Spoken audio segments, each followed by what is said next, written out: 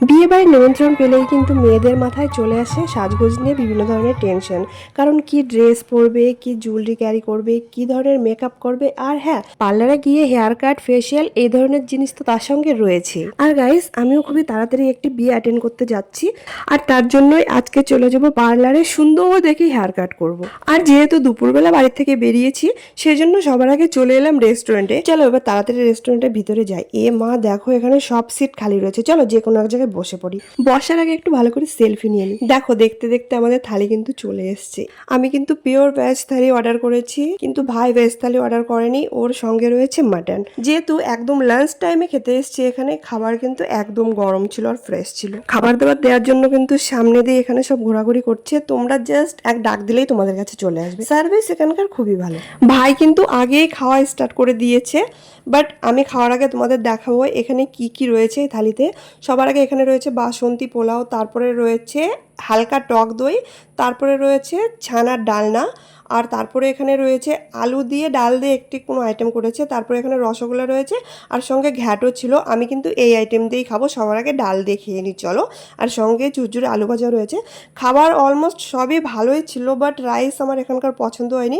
বাসমতি রাইসের মতন বেশ ছিল, বাট একটু কাঁচা কাঁচা ছিল, সেজন্য আমার পছন্দ হলো না। বাট নেক্সট টাইম আমি ট্রাই করবো বাসমতি রাইস না নেওয়ার, তার বদলে যদি অন্য কোনো ভালো রাইসের অপশানস থাকে সেটি নেবো। তো চলো এখানে খাওয়া দাওয়া কমপ্লিট করে এবার বেরিয়ে যাই, কারণ পার্লারের কাজ আগে কমপ্লিট করতে হবে। কারণ সন্ধ্যা হয়ে গেলে না আমার চুল কাটা হবে না, সন্ধ্যার পরে চুল নখ এগুলো কাটা ঠিক না আমার মনে হয়। দেখো আমার কিন্তু চুল কাটা কমপ্লিট হয়ে গেছে, আমি ফুল লেয়ার কাট করেছি। আমি যখনই হেয়ার কাট করি ফুল লেয়ারই করি, কারণ এই কাটটি আমার পর খুব ভালো স্যুট করে। আর বাকি তোমরা কমেন্টে জানিও এই ফুল লেয়ার হেয়ার কাট আমার ফেসের উপর কেমন লাগে। পার্লারের কাজ তো ডান, এবার চলো যাবো একটু জুতোর দোকানে, জুতো কিনতে না ঠিক করতে যাবো। এখানে দুটো আমার নতুন জুতো রয়েছে, মাত্র কয়েক মাস কিনেছি। এই জুতোটা তো মাত্র 2 থেকে 3 মাস হয়তো কিনেছি। 1,000 টাকা মতন দাম নিয়েছিল, 1 টাকা কম 1,000 টাকা থেকে।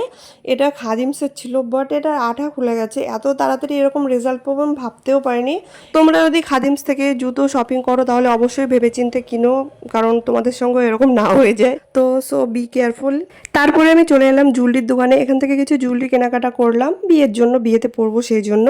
তারপরে চলে এলাম মিষ্টির দোকানে, এখান থেকে কিছু মিষ্টি নিয়ে এলাম। এখানকার মিষ্টি সবসময় ভালো, আমার পছন্দ।